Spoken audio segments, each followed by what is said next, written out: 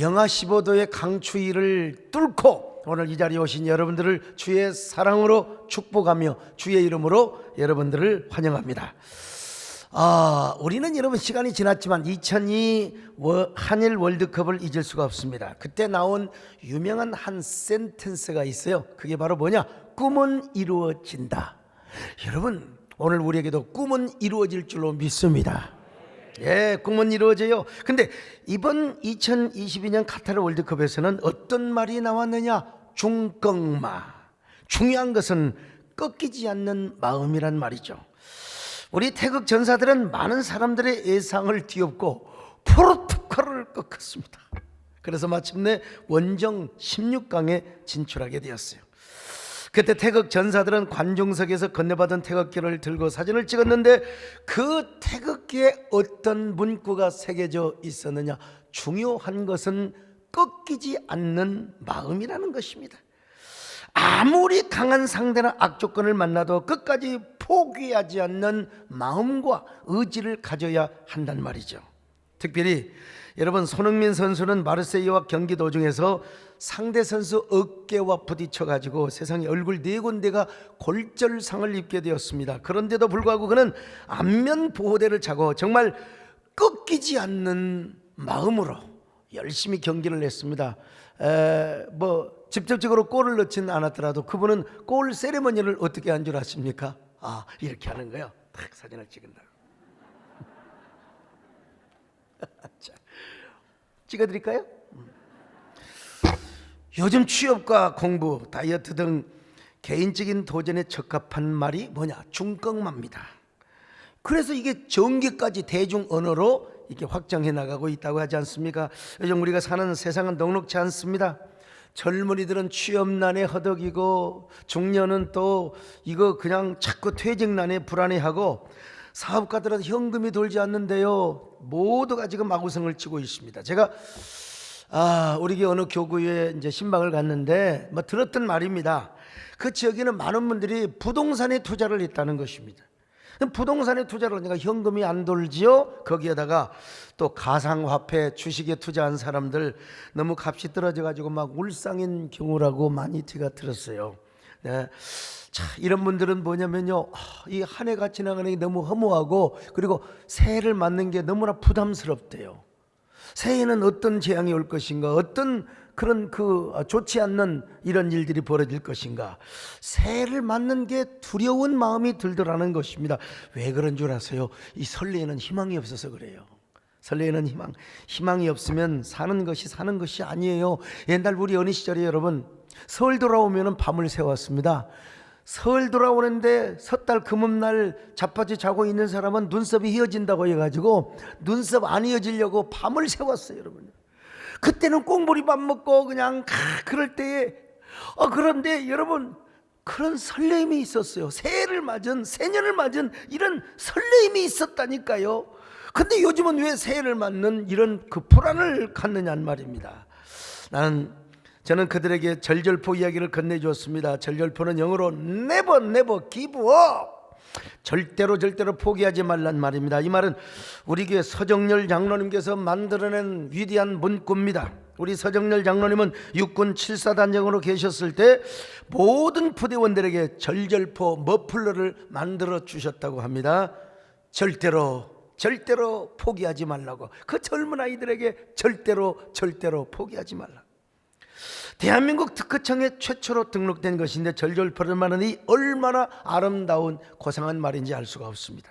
여러분도 어떠한 악조건을 만나고 또 어떤 좋지 않는 상황을 맞아도 여러분 절절포 하시기를 바랍니다. 절대로 포기하지 마세요. 절대로 희망의 끈을 놓지 말고요, 끊임없이 희망의 연을 날리시기를 바랍니다. 아니, 고난의 바람이 불어올수록 우리는 희망의 연을 날릴 수 있다니까요. 바람이 분다고 포기하지 마세요. 희망의 연을 날리게 되는 것입니다, 여러분. 태풍이 쓸고 간 자리에서도 새가 노래하는 이유가 뭔 줄 아세요? 날아갈 수 있는 날개가 있기 때문에 그런 거예요. 오늘 우리도 믿음의 날개가 있습니다. 신앙의 날개가 있습니다. 여러분, 주님이 우리에게 선물로 주신 영혼의 날개가 있습니다. 그래서 여러분들이 영혼의 날개로 날아가시기를 축원합니다.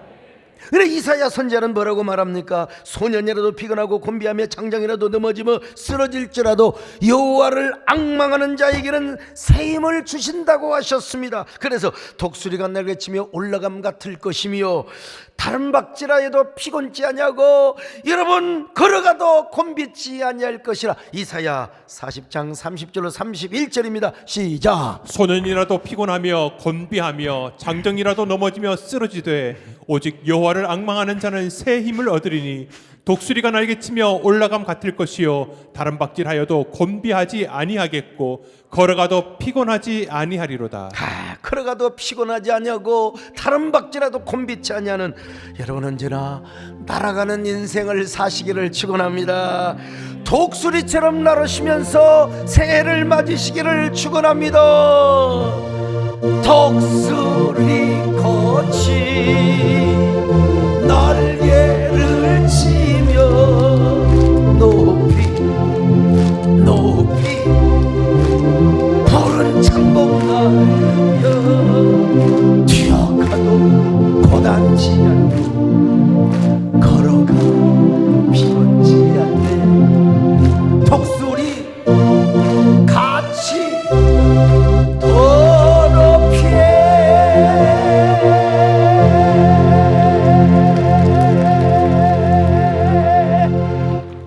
그래서 오늘 본문에서도 가장 중요한 것은 뭐냐? 마음을 지키는 거래요. 마음을 지키는 것은 성을 지키는 것보다 더 중요하다는 것입니다. 우리의 성공과 명예와 그리고 물질을 지키는 것보다 더 중요한 것이라고 말해요. 우리가 잠시 여러분 성공을 빼앗길 수도 있습니다.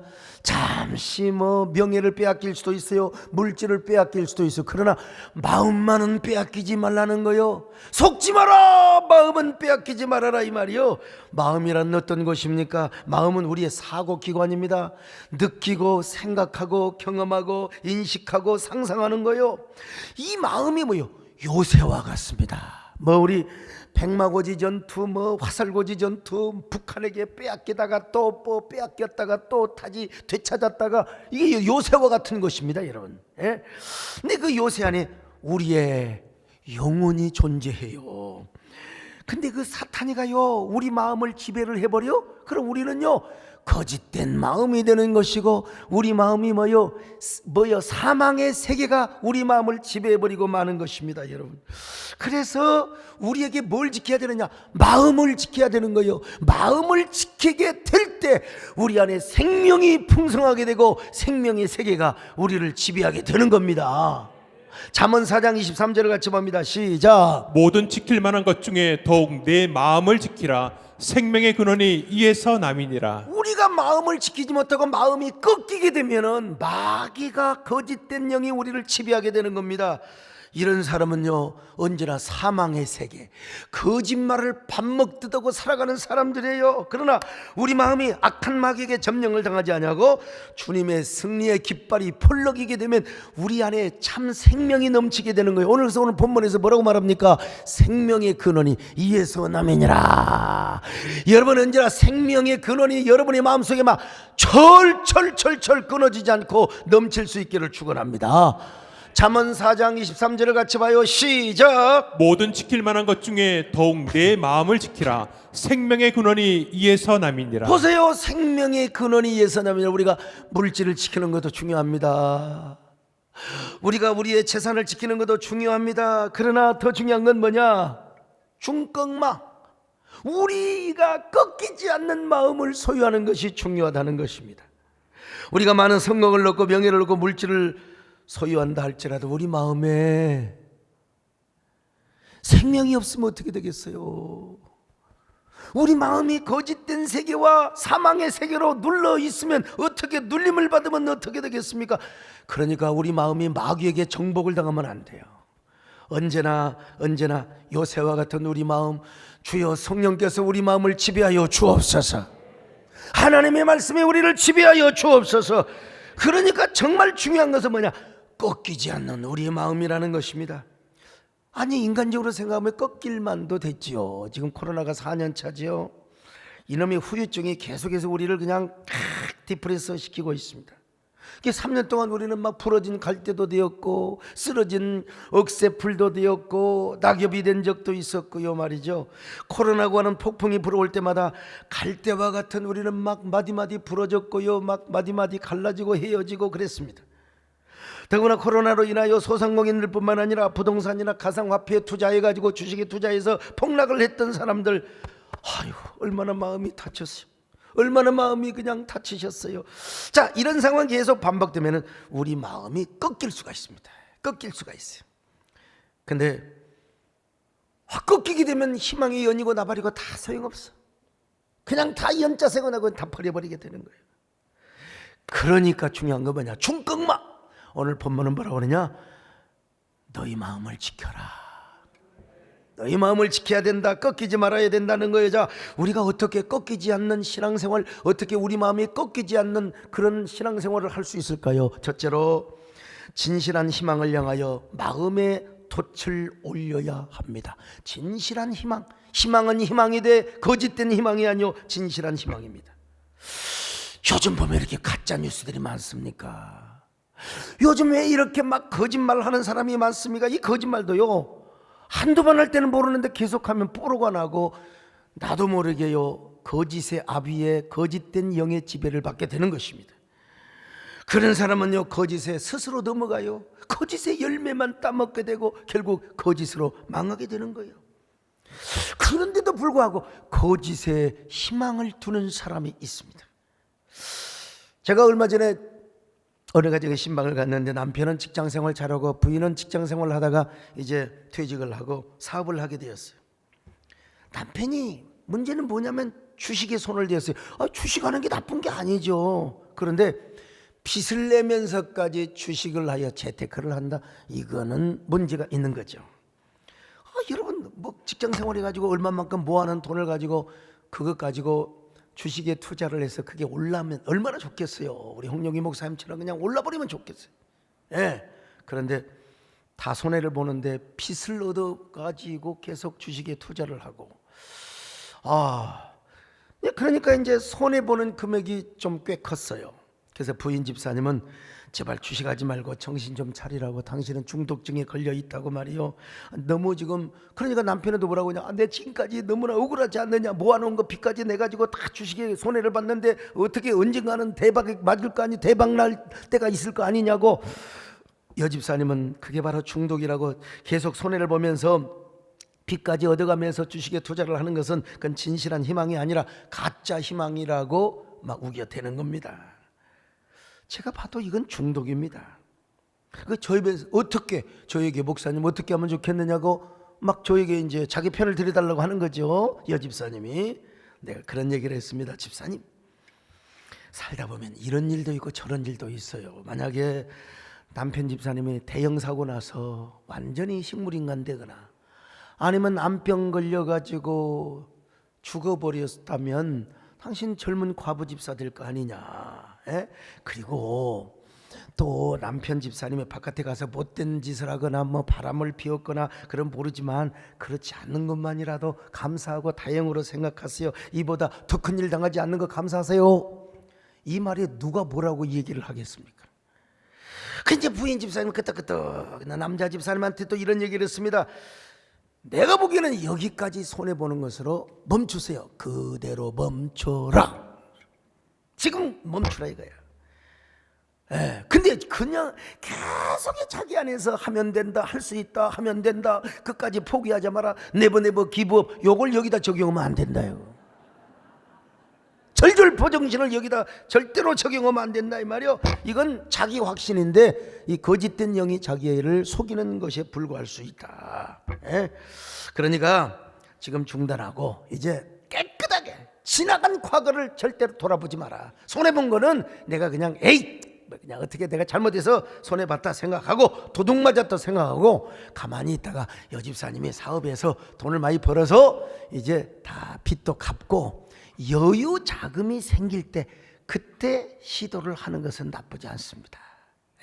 제가 그런 얘기를 했어요. 그래 남자 집사님도 끄떡끄떡 이게 진정한 신방이고 상담 효과라고 할 수 있습니다.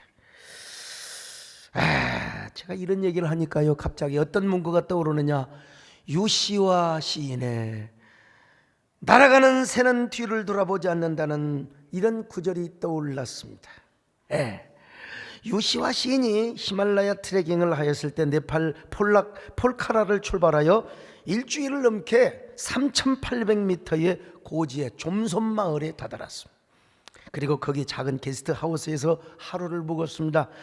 근데 돈 주고 묵는 방에 막 그냥 지저분하고 음식도 그냥 쓰레기 음식 그래 막 주인이 욕심쟁이였기 때문에 방값은 비싸게 받고 음식도 형편없이 주는 거예요. 그래서 자는 둥 마는 둥 하고 좀 기분이 안 좋아가지고 빨리 배낭을 메고 게스트하우스를 떠났습니다. 그때의 괴로움, 악몽을 빨리 떨치기 위해서요. 그러나 히말라 산으로 올라가는 길에 노란 민들레 영토를 자랑하면서, 그리고 청보리가 흔들리며 미소를 지으며 자기들을 맞아주었습니다. 그래서 지난 일은 다 잊어먹어 버렸어요. 근데 동행하는 사람 중에 계속해서 좀손마을의 그 게스트하우스, 그 더러운 집, 그 주인이 말이야 고약해가지고 일주일이 지나는데도 불구하고 그 좀손마을의 게스트하우스 얘기를 하면서 에이 재수없어 그런 얘기를 하더라는 겁니다. 유시와 시인이 가만히 보니까요, 그 사람은 히말라야 트레킹의 즐거움을 누리지 못하더라는 것입니다. 그래서 이런 생각이 들었다는 거예요. 새는 날아가면서 뒤를 돌아보지 않아. 뒤를 돌아보게 되면은 그 새는 죽은 새야. 왜? 뒤를 돌아보다가 모가지가 부러져 죽든지 아니면 장애물이 부딪혀서 죽든지. 오늘 우리도 마찬가지입니다. 어쩌면 우리도 새처럼 1년을 달아왔습니다. 1년. 1년이 얼마나 고달팠습니까? 힘들었습니까? 그러나 뒤돌아보지 마세요. 날아가는 새는 뒤돌아보지 않는다고 했잖아요. 우리는 뒤를 돌아봐서는 안 됩니다. 뒤를 돌아보다가 잘못 돌아보다가 모가지가 부러지거나 아니면은 장애물과 다쳐서 우리가 땅에 떨어져 죽을 수 있어요. 물론 오해하면 안 됩니다. 뒤를 돌아보지 말라는 것은 자신을 반성하거나 또 자신의 잘못된 것들을 돌아보지 말고 그런 말이 아닙니다. 지금 그 과거에 매여서 살지 말라는 거요. 거짓된 희망에 갇혀서 살지 말라는 것입니다. 여전히 계속 좋지 않는 생각에 빠져서 우리가 살아가면 스스로 불행의 구렁텅이에 빠져 죽을 수가 있다는 것입니다. 그거는 진정한 희망이 될 수 없다. 그건 바로 스스로 악령에게 내 마음을 맡기는 것에 불과하는 것입니다. 그러니까 이런 사람 절망의 중독증에 빠지고 후회의 중독증에 빠지고 거짓의 중독증에 빠지는 사람이에요. 이런 사람에게 무슨 희망이 있을까요? 이런 사람에게 무슨 진실한 희망이 있을까요? 여러분, 지나간 해는 지나간 해고 지난 년은 지난 년에 불과합니다. 어떻게 지나간 년을 어떻게 할 겁니까? 년은 지금 여러분 해를 말하는 겁니다. 이제는 돌아올 새해, 그리고 앞으로 올 년에 대한 기대감이 있어야 될 것 아니겠어요? 우리가 얼마나 절망했으면 새해를 맞는 것을 부담스럽게 여길까요? 새년 맞는 것을 어떻게 부담스럽게 여긴단 말입니까? 새해 맞는 것이 부담스럽고 돌아올 년이 마음에 무거운 돌덩이처럼 느껴진다면 안 되죠. 희망이 없는 사람입니다. 자기 상념에 빠져서 여러분 참 불행한 삶을 살아가. 아무리 마음이 괴롭고 아파서 낙심이 될 때에도 여러분 주님이 주시는 소망을 바라보시기를 바랍니다. 날아가면서 뒤를 보지 마세요. 새해를 바라보면서 여러분 새해를 맞을 수 있는 저와 여러분 되시기를 주님의 이름으로 축원합니다. 진실한 희망을 붙잡고 날아가시기를 바랍니다. 마음 괴롭고 아파서 낙심될 때 내게 소망을 주셨으니 내가 영광의 주님을 바라보니 앞길 환하게 보이구나. 나의 놀라운 그 청령나무 잎에는 장차 큰 은혜 받을 펴니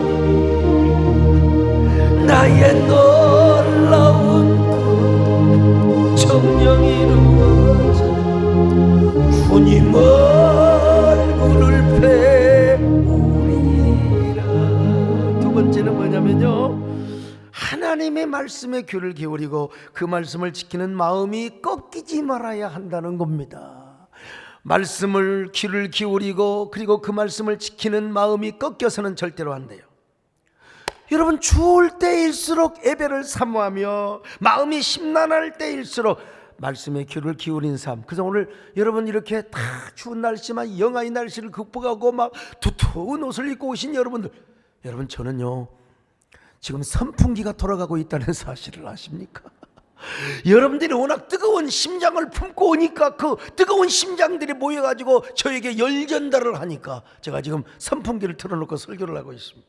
오늘 본문에 보니까 여러분 이런 말씀이 있지 않습니까? 내 아들아, 내 말에 주의하며 내가 말하는 것에 귀를 기울이라. 그것을 내 눈에서 떠나지 말게 하며 내 마음속에 반드시 지키라고 말씀합니다. 자, 잠언 4장 20절로 21절을 같이 봅니다. 시작. 내 아들아, 내 말에 주의하며 내가 말하는 것에 내 귀를 기울이라. 그것을 내 눈에서 떠나게 하지 말며 내 마음 속에 지키라. 그러면 어떻게 된대요? 우리 안에 하나님의 생명이 가득하대요. 하나님의 은혜가 가득하대요. 그리스도의 생명이 가득하다는 것입니다. 여러분, 그럴 뿐만 아니라 그 영적인 생명은 우리 육체의 생명에 그리고 건강에 엄청난 영향을 준다는 거예요. 자, 그래서 오늘 성경이 뭐라고 말해? 생명의 근원이 이에서 나면이라. 4장 22절 같이 봅니다. 시작. 그것은 얻는 자에게 생명이 되며 그의 온 육체의 건강이 됨이니라. 자, 그것을 얻는 자에게는 생명이 되며 온 육체의 건강이 됨이니라. 오늘날 많은 사람들이 하나님의 말씀보다는 자신의 이성이나 신념이나 경험을 의존합니다. 여러분, 저도 목회를 수십 년 하다 보니까 경험이 있어요. 나름대로 목회 이론이 있어요. 근데 그건 아무것도 아닙니다. 그 틀릴 때가 많습니다. 더 중요한 것은 하나님의 말씀입니다. 하나님의 소리입니다, 여러분. 그래서 사도 바울은 이렇게 말했지 않습니까? 우리의 싸움은 육신에 속한 싸움이 아니라 하나님의 능력으로 말미암은 싸움을 한다는 것입니다. 그러기 위해서 모든 이론을 무너뜨려, 인간이 만든 이론을 무너뜨리는 겁니다. 자, 고린도후서 10장 3절로 4절을 같이 봅니다. 시작. 우리가 육신으로 행하나 육신에 따라 싸우지 아니하노니 우리의 싸우는 무기는 육신에 속한 것이 아니요 오직 어떤 견고한 진도 무너뜨리는 하나님의 능력이라. 모든 이론을 무너뜨리며 모든 이론을 무너뜨리며. 그러니까 우리의 영적인 전쟁은 뭐냐? 하나님의 말씀으로 싸우는, 하나님의 능력으로 싸우는 것이라 이 말이요. 그런데 여러분, 여기에 많은 사람이 속아 넘어가요. 영적인 전쟁이 물론 뭐 이념의 전쟁일 수도 있습니다. 그런 차원도 있을 수가 있어요. 그런데 복음보다도, 하나님의 말씀보다도, 하나님의 음성보다도 인간의 신념과 이론과 이념이 앞서면 절대로 안 된다는 겁니다. 여러분, 반드시 그건 무너져요. 모든 신념과 이론과 이념은 무너져도 무엇만 영원히 남느냐? 하나님의 말씀만 영원히 남습니다. 성경이 뭐라고 말해요? 꽃은 마르고 꽃은 시들되 여호와의 말씀은 세세토록 있다. 풀은 마르고 꽃은 시들어도. 자, 베드로전서 1장 24절로 25절을 봅니다. 시작. 그러므로 모든 육체는 풀과 같고 그 모든 영광은 풀의 꽃과 같으니 풀은 마르고 꽃은 떨어지되 오직 주의 말씀은 세세토록 있도다 하였으니 너희에게 전한 복음이 곧 이 말씀이니라. 풀과 같은 육체가 만들어낸 이론, 그 꽃과 같은 인간의 사상, 이거 다 무너져. 여호와 하나님만 세세토록 영원함을 믿습니다. 할렐루야. 여러분, 아마 타이타닉이라는 영화를 기억하실 겁니다. 타이타닉호는 1912년 4월 11일 영국을 출발해서 4월 17일 미국 뉴욕에 도착할 예정이었습니다. 이 타이타닉은 당시에 아주 인류 최대의 호화 유람선이었습니다. 이 타이타닉은 대서양을 횡단하기 위하여 캐나다 동해안에 있는 뉴펀들랜드 섬을 지금 지나가고 있습니다. 영국 본토로부터 무슨 전문이 왔느냐? 저 북극에서 지금 저 뭡니까? 흘러오는 거대한 빙하산이 있다는 것입니다. 저 빙산을 조심하라는 무전을 5번이나 받았습니다. 근데 선장은 이 명령을 무시하였습니다. 이 무전을 무시하였습니다. 마침내 6번째 무전이 왔습니다. 거대한 빙산이 떠내려 나오고 있으니 빨리 밖에 나가서 내다봐라. 눈으로도 보인다 이거야. 이때 타이타닉 선장은 기고만장한 태도로 이렇게 답을 해버리고 맙니다. 닥쳐! 난 바쁘단 말이야. 재수없이 말이야 이런 전보를 보내고 있어. 그 후 35분 후에 그 초호화 여객선은 북극에서 내려오는 거대한 빙산과 정면으로 충돌하여 2340명의 승객들 중에 750명의 부녀자들만 구명정에 의해 구조되고 나머지는 바다 밑으로 고스란히 가라앉아 수장이 되어버리고 말았다는 사실. 타이타닉호가 출항할 때 선장이 한 말이 있어요. 이게 오늘날 우리에게도 얼마나 이 한마디가 가슴을 때리는지 몰라요. 하나님도 이 배를 가라앉힐 수 없다. 하나님도 이 배를 가라앉힐 수 없다는 것입니다. 이렇게 호언장담을 했던 선장은 본국에서 오는 경고 전문을 우습게 여기다가 바닷속에 침몰이 되어버리고 말았던 것입니다. 여러분, 선장은 하나님보다 자신을 믿었습니다. 하나님의 말씀보다 자신의 경험과 이론을 믿었던 것입니다. 만약에 선장이 본국에서 오는 전보를 신중하게 받고 겸손하게 받았다면 타이타닉은 침몰하지도 않았을 것이고 그 역시 바닷속에 수장되지는 않았을 것입니다. 우리에게 주는 얼마나 귀한 챌린지입니까? 그렇기 때문에 오늘 우리는 본문의 말씀처럼 언제나 하나님의 말씀을 주의하며 그 말씀에 귀를 기울여야 됩니다. 절대로 그 말씀을 우리 눈에 떠나서도 안 되고 절대로 항상 마음속에 묵상하고 하나님의 말씀을 주야로 묵상하는 사람이 되어야 돼요. 그리고 그 말씀을 지켜 행해야 됩니다. 그럴 때 우리 안에 놀라운 생명의 능력이 가득하게 되고 여러분 육체의 건강도 여러분 다 지금까지도 살아 이렇게 예배의 주인공이 되었는데 여러분 내년에도 생명의 주인공이 되시기를 축원합니다. 여러분 항상 얘기하지만 주인공은 죽는다고 그랬어요? 주인공은 안 죽습니다. 어떤 경우에도 안 죽어요. 안 죽어요. 근데 참 희한한 것은 요즘 우리가 하나님의 음성을 듣는데 방해되는 소리들이 너무나 많아요. 시끄러운 소리들이 너무나 많다는 것입니다. 뭐 인간이 막 이런 소리 저런 소리 막 그냥 가짜 뉴스들이 얼마나 우리 마음을 시끄럽게 합니까? 그럴 때일수록 우리는 귀를 쫑긋하면서 손흥민 선수는 이렇게 하지만 우리는 귀를 쫑긋하면서 뭐예요? 하나님의 음성을 듣는데 주력해야 됩니다. 여러분 아무리 복잡한 인파 속에서도 사랑하는 사람끼리는 다 들려요. 엄마가 어린아이의 소리가 들리게 되어 있어요. 사랑하는 사람이 데이트를 하고 가는데 아무리 저 북새통을 이루는 서울역이요 아무리 저 사람이 많은 저기 어딥니까? 남대문 시장이라 하더라도 사랑하는 사람이 손을 잡고 가서 얘기할 때는 잘 들리게 되어 있어요. 왜 그런 줄 아세요? 서로 귀를 기울이기 때문에 그래요. 서로 마음에 관심이 사랑하는 사람에게 있기 때문에 그러는 거예요. 이런 얘기 할 때마다 떠오르는 게 있어요. 천국의 계단에서 나 진짜 우리 딸내미가 어렸을 때 하도 보니까 나도 잠깐 봤는데 거기에 최지우가 권상우에게 뭐라고 말합니까? 오빠? 응?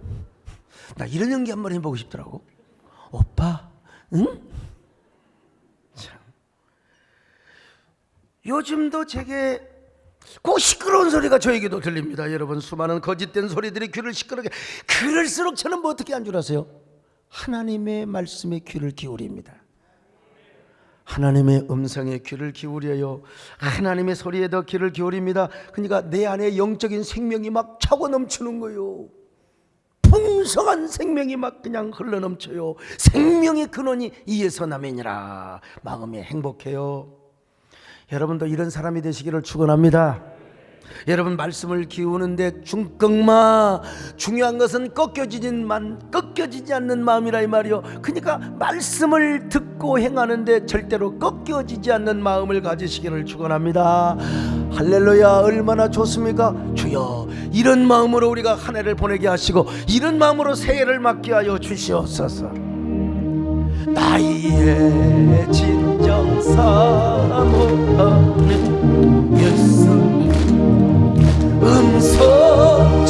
음성처럼 아름다운 나의 생명과 나의 참 오직 예수. 세 번째는 뭐냐? 하나님을 높이고 하나님의 영광을 위한 마음이 꺾이지 말아야 된다는 거예요. 자, 다시 합니다. 하나님을 높이고 하나님의 영광을 위해서 사는 그 마음의 동기가 꺾여서는 아니 된다는 것입니다.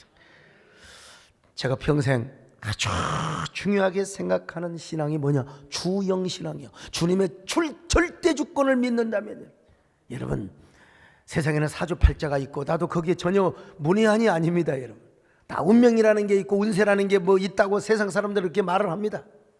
여러분, 우리에게는 운명이 없습니다. 하나님의 섭리와 하나님의 절대 주권 안에 살아가는 것입니다. 여러분, 모르면 팔자요 알면 섭리입니다. 여러분, 그러니까 우리 하나님의 절대 주권을 믿는 사람이라면 모든 영광을 하나님께 돌려야 됩니다. 모든 영광을 하나님께, 모든 영광을 하나님께 온 마음과. 이제 다 끝났어요. 이제.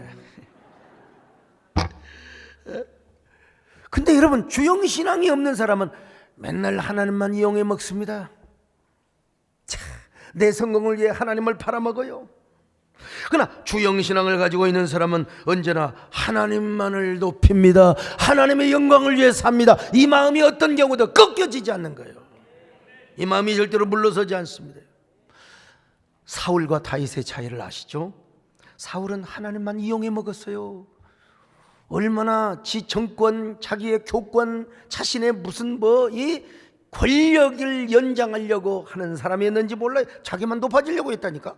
그래서 한 번은 하나님께 불순종의 죄를 지어놓고 사무엘 선지자한테 뭐라고 말한 줄 아세요? 선지자님, 제발 장로들과 백성들 앞에 나를 좀 높여주시기 바랍니다. 하나님을 높이지 않고 자기를 높이라는 거예요. 자, 사무엘상 15장 30절 같이 봅니다. 시작. 사울이 이르되 내가 범죄하였을지라도 이제 청하옵나니 내 백성의 장로들 앞과 이스라엘 앞에서 나를 높이사 나와 함께 돌아가서 내가 당신의 하나님 여호와께 경배하게 하소서 하더라. 이 한 문장에 뭐라고 말합니까? 나 전부 다 하나님은 없어.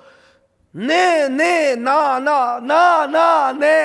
자기밖에 없다 이 말입니다. 여러분, 그러나 다윗을 보세요. 죄를 짓고 나서 하나님 앞에 뭐라고 한 줄 아세요? 주님만을 찾았습니다. 자, 시편 51편 4절입니다. 시작. 내가 주께만 범죄하여 주의 목전에 악을 행하여 싸우니 주께서 말씀하실 때 의로우시다 하고 주께서 심판하실 때에 순전하시다 하리이다. 여러분 보세요. 다윗은 항상 말하기를 주님 주주주주주주.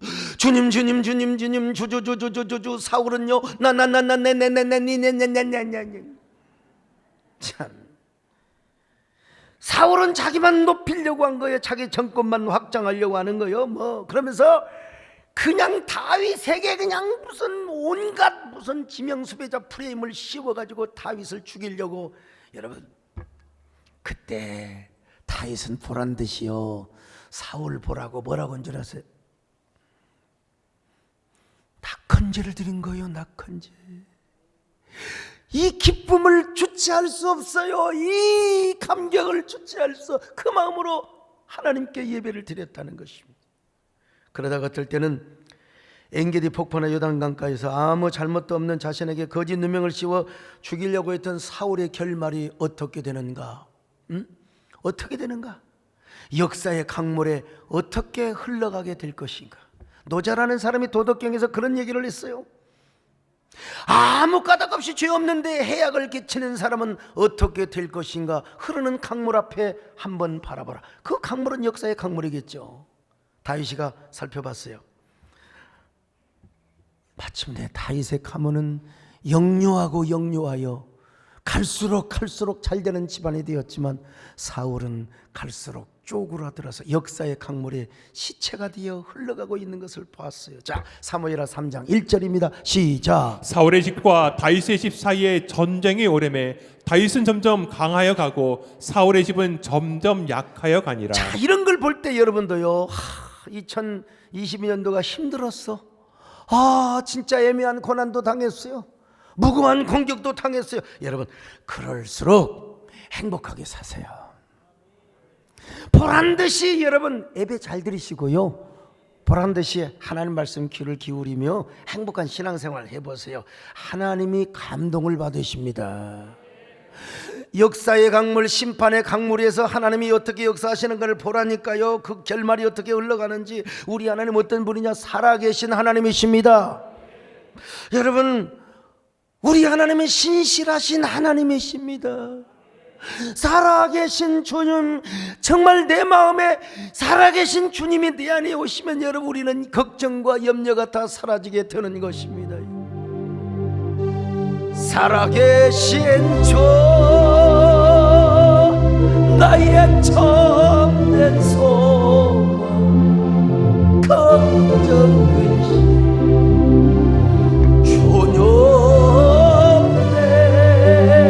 내 사랑의 주, 내 갈 길을 인도해 주시는 우리 하나님이야. 그래서 다윗이가 뭐라고 했어요?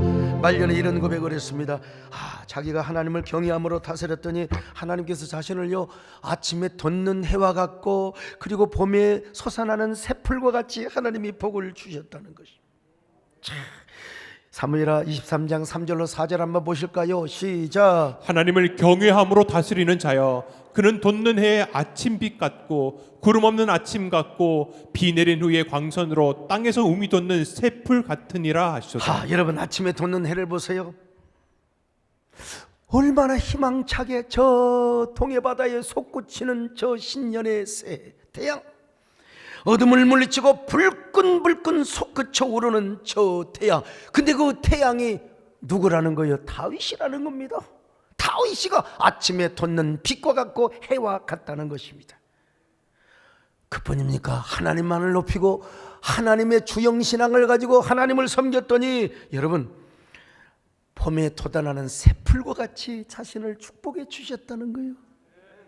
여러분, 지금은 겨울입니다. 겨울이지만 정말로 하나님을 섬기는 사람은 한겨울에 영하 15도의 날씨에 잔인한 4월에 새봄의 꿈을 꾸는 사람입니다. 여러분, 겨울은 뭐요? 죽음의 계절처럼 느껴집니다. 나뭇잎 파리도 다 떨어져요. 앙상한 가지, 억새나 갈대까지 다 죽은 풀이요, 숨을 죽이고 있어요. 봄이 되어보세요.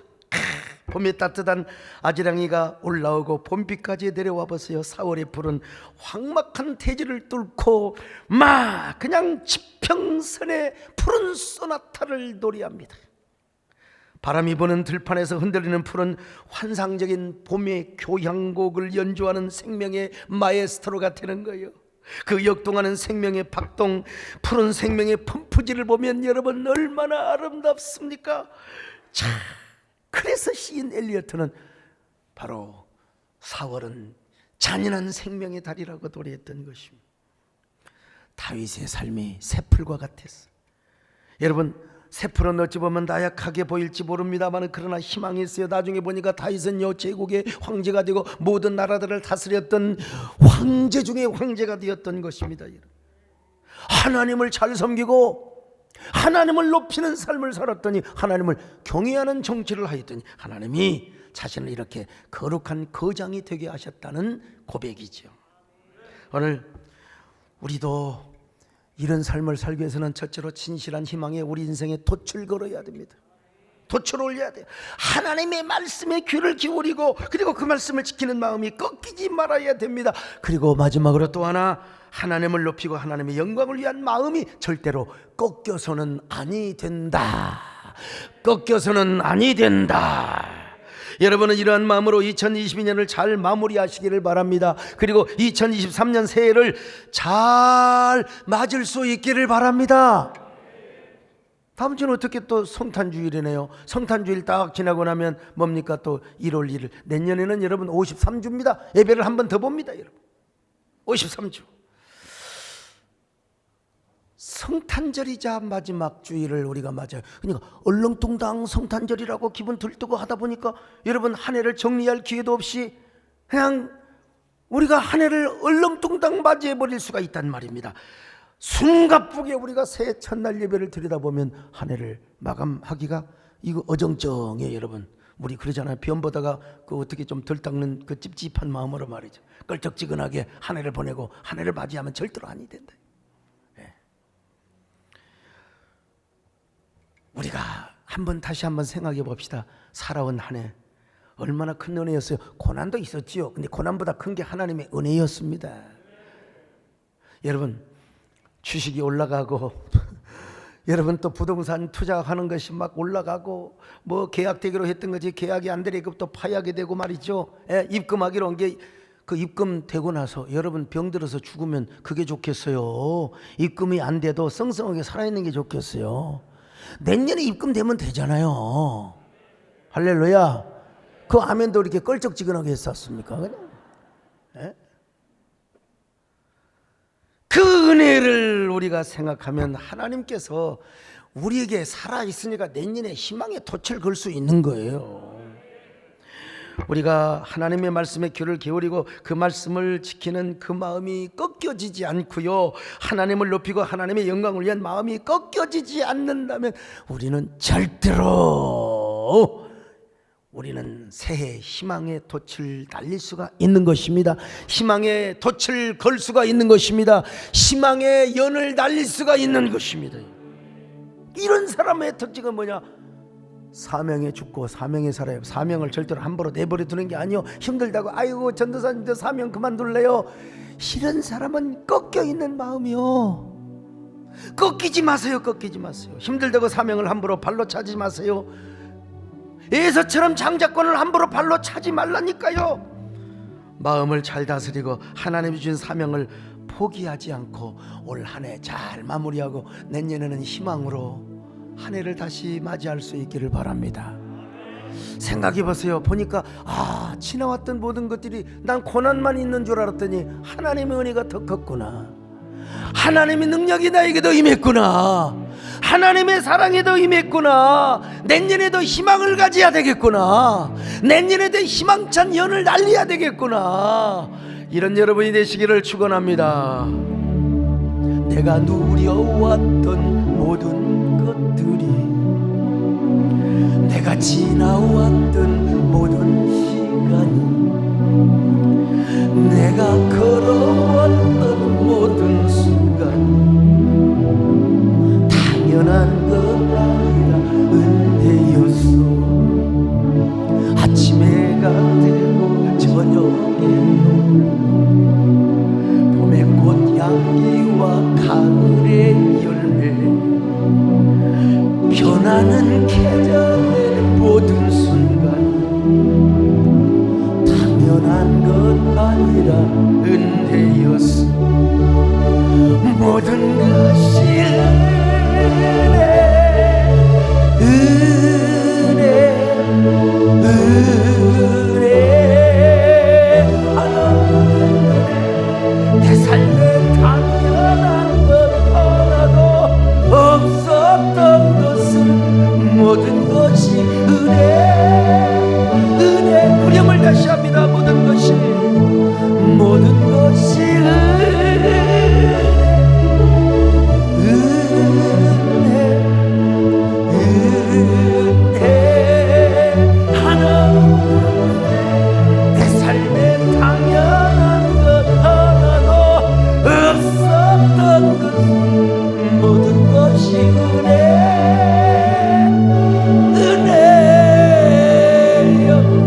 은혜라고 생각하는 사람은 가슴에 손을 얹고, 하나님 주여, 나는 1년 한 해 동안 얼마나 꺾이지 않는 마음을 가지고 살아왔습니까?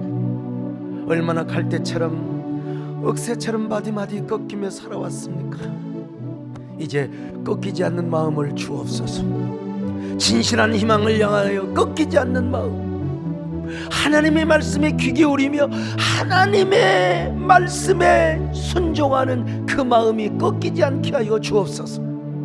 아니, 그뿐만 아니라 이제는 하나님을 높이고 하나님께 영광을 돌리는 이 마음이 어떤 경우에도 꺾이지 않게 하여 주시옵소서. 오늘 함께한 1분 동안 마음속으로 주여, 중요한 것은 꺾이지 않는 마음입니다. 주여, 이 마음을 지키게 하여 주옵소서. 이 마음이 나의 재산이 되게 하여 주옵소서. 이 마음으로 하나님을 섬기게 하여 주옵소서. 여러분, 잠시 속삭이는 기도를 하나님께 드립니다. 주님, 맞습니다. 감사합니다. 도와주시옵소서. 꺾이지 않는 마음으로 주여, 우리가 하나님을 섬기게 하여 주옵소서. 바람이 분다고 갈대처럼 꺾이지 않게 하여 주옵소서. 마디마디 부러지지 않게 하여 주옵소서. 이제는 다시는 갈대처럼 헤어지는 일 없도록 도와주시옵소서. 주님을 기쁘게 하며 주님을 영광을 돌리며 우리 안에는 운명이 없게 하여 주시고, 우리 앞에는 언제나 하나님의 섭리와 하나님의 절대 주권만 작용될 수 있도록 하나님 함께 하시기를 바랍니다. 주여, 하나님, 지금까지 누려왔던 것들이 다 하나님의 은혜였습니다. 내가 지나왔던 모든 순간, 그리고 또 걸어왔던 모든 순간이 하나님의 은혜였습니다. 모르면 팔짝이지만 우리는 알면 하나님의 섭리와 절대 주권 안에 있음을 믿습니다. 주님, 그 하나님의 절대 주권 앞에 우리 진실한 희망을 갖게 하여 주시고, 그 마음이 꺾이지 않게 하여 주옵소서. 어떤 경우도 우리는 하나님의 음성에 귀를 기울이며 그 말씀을 지키는 꺾이지 않는 마음을 주시옵소서. 꺾이지 않는 마음으로 하나님을 기쁘게 하고 사명을 감당하게 하며 하나님께 영광 돌리는 귀한 저희들 되게 하여 주옵소서.